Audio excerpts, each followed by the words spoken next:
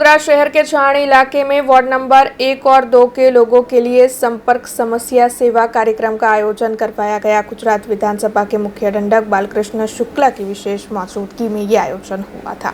लोगों की समस्याएं सुलझाने के लिए और सवालों के जवाब देने के लिए वडोदरा शहर के छाणी इलाके में वार्ड नंबर 1 और 2 के लिए गुजरात विधानसभा के मुख्य दंडक और रावपुरा के विधायक बालकृष्ण शुक्ला की ओर से संपर्क समस्या सेवा कार्यक्रम आयोजित करवाया गया था, जिस दौरान वार्ड नंबर 1 और 2 के काउंसलर और पूर्व काउंसलर्स भी मौजूद रहे थे। आपको बता दें कि इस कार्यक्रम के तहत लोगों की समस्याएं सुनकर उन्हें सुलझाने की पूरी कोशिश की गई।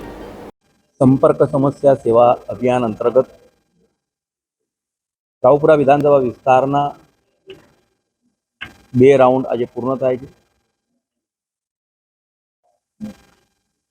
दरेक वॉर्ड में स्थानिक प्रतिनिधिओ साथे संगठनना अमरा नेताओ साथे अने मीडियानी वच्चे जे ते विस्तारना नागरिको साथे वातचीत करीने तेमनी जे समस्याओ छे ते सांभळीने निराकरण माटे प्रयत्न करवामां आवे छे।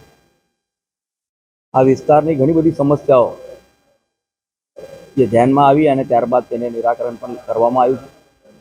अने आज आप जोई रह्या छो कि वॉर्ड नंबर 1 અને 2 आ विस्तारना छाणी विस्तारना अने आसपासना लोकोना प्रश्नोना निराकरण माटे अमे एकत्र थया छे। आ विस्तारना अमारा काउंसिलर मित्रों अने संगठनना तमाम नेताओ उपस्थित छे। आपना माध्यमथी वडोदरा शहेरना अने खास करीने मारा रावपुरा विधानसभा विस्तारना तमाम नागरिकोने विनंती करूं छुं कि आपना ध्यानमां पण आपना दृष्टिए कोईपण आपना प्रश्न होय, आंतरमाळखाकीय सुविधाना कोई प्रश्नो हशे तेनी अમને જાણ કરશો, જેથી કરીને તે પૂર્ણ કરવા માટે તેનો સુધારો લાવવા માટે અમે સતત પ્રયત્નશીલ છે અને અમારા તમામ લોકપ્રતિનિધિઓ જે છે, કાઉન્સિલર મિત્રો છે ત્યાં અને સંગઠનના લોકો પણ આપની સાથે જોડાયા છે। રહેવાસી છાણી ડુમર રોડ મારુતિ હાઇટ્સ।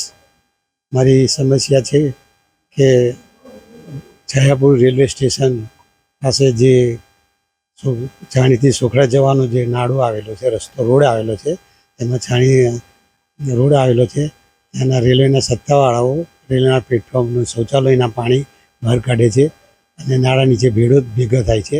એટલા પ્રમાણમાં ભેગું થાય છે કે લોકોને જવા આવવાની ખૂબ તકલીફ પડે છે। ઘણી વાર રજૂઆતો રેલવે સત્તાવાળાને કરવા છતાં પણ કોઈ જાતનો જો નિકાલ આવેલ નથી।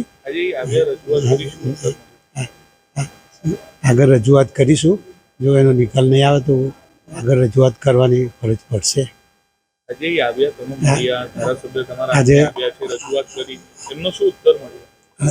ધારાસભ્યશ્રીએ રજૂઆત ઉપર કરી છે એસડીએમને, પણ હજુ ફોન એમનો લાગ્યો નહીં। સાહેબે કહ્યું છે કે ફોન લાગવાથી હું વાત કરી અને તમારી સમસ્યાનો ઉકેલ લાવીશ।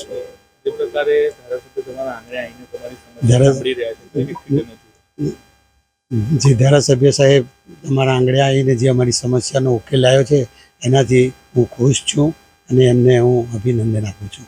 अब खबरों से लगातार अपडेट रहना हुआ आसान। BRG न्यूज आपके मोबाइल स्क्रीन पर आज ही BRG न्यूज की mobile app Google play store और ऐप स्टोर से डाउनलोड करें और खबरों से लगातार जुड़े रहें।